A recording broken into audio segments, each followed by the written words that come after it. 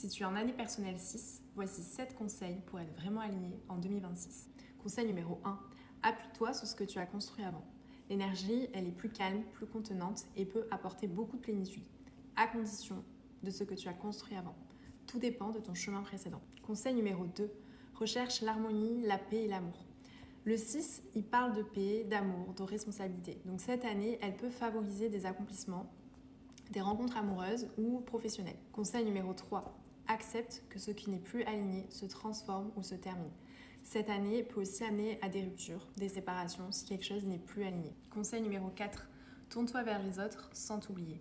Famille, conjoint, enfants, proches, collaborateurs, on peut beaucoup te solliciter et c'est possible qu'il y ait des choix importants à faire. Conseil numéro 5, apporte plus de douceur envers toi-même.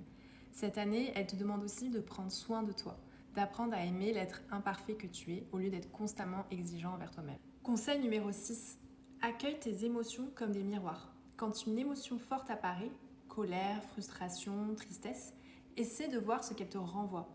En fait, parfois, l'autre est un miroir de quelque chose que tu te reproches à toi-même. 7e et dernier conseil, consolide ce qui est déjà en place.